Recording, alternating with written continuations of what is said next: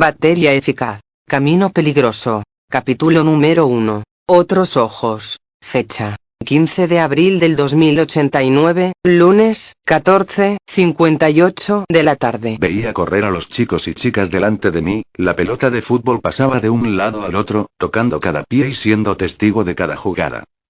En cierta parte, me hacían recordar aquellos tiempos en los que mi única preocupación era el sacar buenas notas o el que dirán los demás de mí.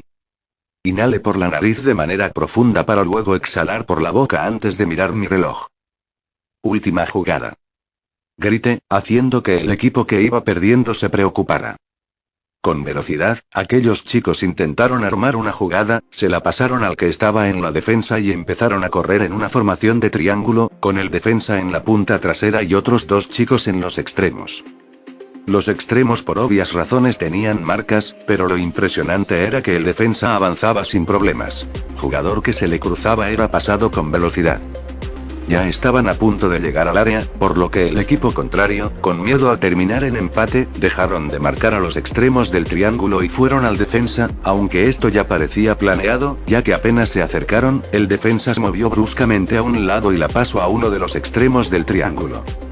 El chico recibió el balón sin parar de correr, de hecho, estaba acelerando, al igual que el otro chico del otro extremo de la formación. Los chicos que habían ido con el defensa ahora corrían desesperados para alcanzar a esos dos. Solo quedaban 4 chicos delante de esos dos, sin contar al arquero. Los chicos avanzaban de manera arrasadora, ya sea con pases o elegantes amagues. Fue entonces que ambos quedaron frente al arco, y entonces el chico del lado izquierdo lo pasó al del derecho, el cual intentó definir, pero este fue interrumpido por una barrida a su pierna, la cual lo hizo caer al piso mientras se quejaba del dolor. Con velocidad me levanté mientras gritaba: penal. Fue entonces que mientras entraba a la cancha, el equipo que iba ganando se acercó a mí para empezar a quejarse, lo que provocó que el equipo contrario se acercara también. El chico que recibió la falta se había levantado y cruzó miradas con el que lo golpeó. Suspiré resignado y dije: chicos, claramente fue falta. Esto es educación física, no jueguen como si se fueran a matar. Los jóvenes solamente se resignaron y se empezaron a posicionar. Yo con velocidad puse un silbato en mi boca, preparado para dar la señal. El que patearía era el que recibió la falta. Soné el silbato, el pateador corrió hacia el balón para patear. Al arquero ya estaba a punto de lanzarse a uno de los lados. Fue tan solo unos segundos, el chico pateó el balón, y este falló, yéndose por arriba del travesaño. Bien chicos, agarren sus cosas y vayan a casa.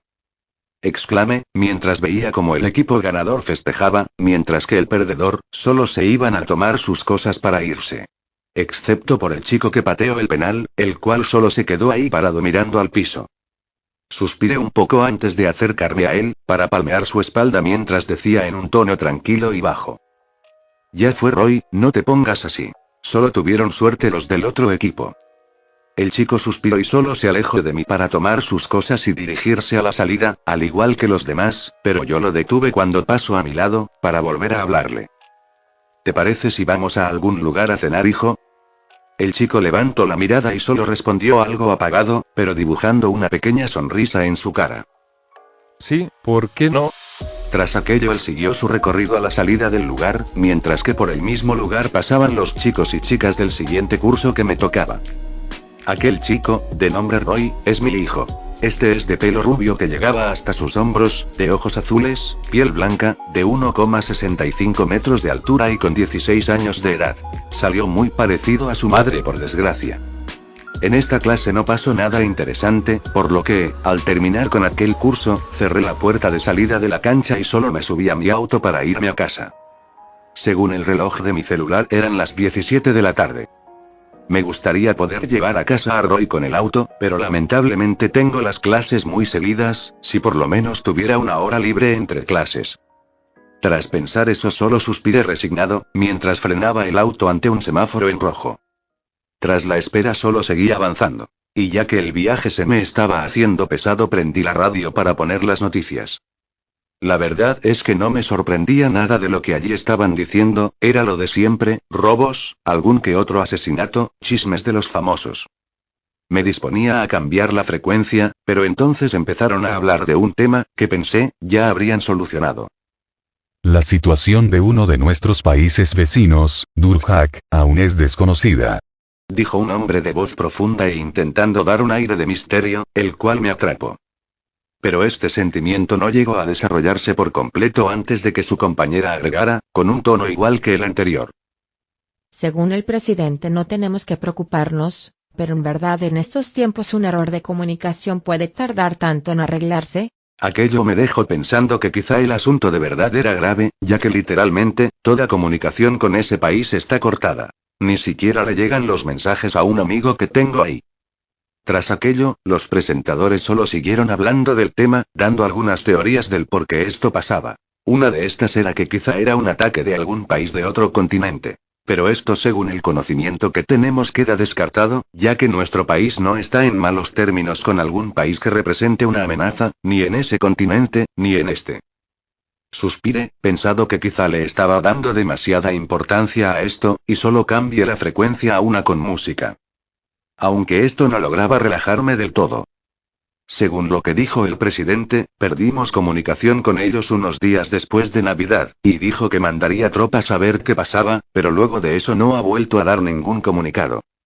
Sacudí un poco mi cabeza para dejar de pensar en aquello, solo para seguir manejando. De repente noto otro semáforo en rojo, por lo que solo pude frenar mientras suspiraba. ¿Cómo estará Roy?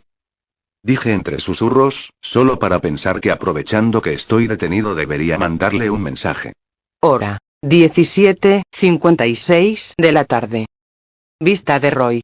Me encontraba tirado en mi cama, solo mirando el techo. Seguía pensando en aquel penal. No puedo creer que haya fallado. Quizá debería dedicarme a otra cosa, pensé, solo para que instantes después, el sonar de mi celular me sacara de mis pensamientos. Al sacarlo de mi bolsillo y prender su pantalla, pude ver que era un mensaje de mi padre, el cual decía: ¿Ya llegaste? Sonreí un poco por su preocupación, pero solo respondí con una foto que me saqué en ese instante. En la foto salía yo sonriendo y de fondo solo podía verse mi almohada. Él entonces no tardó en mandar otro mensaje en respuesta. ¿Quieres ir a algún lugar en específico hoy? Con todo lo que había pasado olvidé por completo lo de salir a comer con mi viejo. Esta vez elegí vos. Respondí, poniendo al final del mensaje un emoji de pulgar arriba. Al cual mi padre, Bruno, solo respondió con el mismo emoji. Acompañado de un suspiro me levanté de la cama para dirigirme al guardarropa, del cual empecé a seleccionar algunas prendas. Al final estas fueron, una remera blanca manga corta, una campera de color verde y rojo, la cual, anteriormente le pertenecía a mi padre cuando tenía mi edad. Siguiendo con la ropa, lo siguiente que escogí fue un jean de color negro, y, por último, pero no menos importante, unas zapatillas de color rojo con blanco. Dejé todo encima de mi cama y solo me fui hacia el baño para ducharme. Sin darme cuenta el agua caliente ya estaba cayendo sobre mi cuerpo. Me estaba relajando de sobremanera, haciendo que poco a poco, el baño fuera bajando de velocidad, cambiando de solo limpiarme, a quedarme parado debajo de la regadera, solo pensando. Todavía no podía creer que falle ese penal. Si ese hijo de puta no me hubiera hecho falta, hubiera hecho el gol. Tras pensar aquello, apoyé con fuerza una de mis manos sobre la húmeda pared de la ducha que se encontraba delante de mí. Inhalé por la nariz, solo para terminar suspirando con fuerza y frustración, mientras miraba uno de mis tobillos, el cual estaba algo rojo por el golpe. Cerré la ducha y solo me sequé para salir del baño en dirección a mi cuarto para cambiarme. Me miré con una pequeña sonrisa en mi cara, solo para que instantes después escuchara la puerta de entrada abrirse, por lo que bajé apurado por las escaleras. Entonces lo vi, justo ahí, limpiándose las zapatillas en la alfombrita de la entrada. Un hombre de pelo marrón claro corto, con una barba de candado, ojos azules, de piel pálida, algo musculoso, de 1,75 metros de altura y de 43 años de edad. Este era mi padre, Bruno. Al verlo me quedé en el último escalón de la escalera y dije en un tono tranquilo: ¿Cómo te fue? Él levantó la mirada mientras terminaba de limpiarse para dirigirse al comedor, para al perderlo de vista me respondiera en un tono alto para que pudiera escucharlo. Creo que bien, ¿cómo te quedó el tobillo? Aquella pregunta me había sorprendido, por lo que decidí mentir, mientras me dirigía donde él estaba. Nada grave, para mañana estoy para otro partido. Al terminar de hablar ya me encontraba reposado sobre el marco de la puerta del comedor, donde podía ver a mi papá ordenando algo en los cajones. ¿Escuchaste algo del problema de comunicaciones? Dijo mi padre sin dejar lo que hacía. Deje de ponerme al día cuando el presidente dijo que iba a mandar un escuadrón a ver. Respondí en un tono con algo de curiosidad, la cual era ocultada como monotonía. Creo que te estás preocupando mucho por eso. Solo es un problema de comunicación, no creo que nadie muera por eso. Agregué desviando la mirada a una esquina al azar de la habitación. Creo que te tomas muy positivamente las cosas. Respondió él mientras se levantaba y caminaba hacia mí, haciendo que volviera la mirada hacia él. Pero no tardó mucho en mirarme de pies a cabeza y preguntar. ¿Vas a ir vestido así? Su pregunta me había ofendido un poco, pero solo respondí con otra pregunta. ¿Qué está mal? Él solo pasó por mi lado antes de responder mientras se estiraba. No, es solo que es la primera vez que te veo tan elegante. Tras aquello pasamos un rato en casa, hasta que se hicieron las 19:40 de la noche, para salir en el auto a comer. El movimiento suave del auto, acompañado del pasar de las calles me relajaba.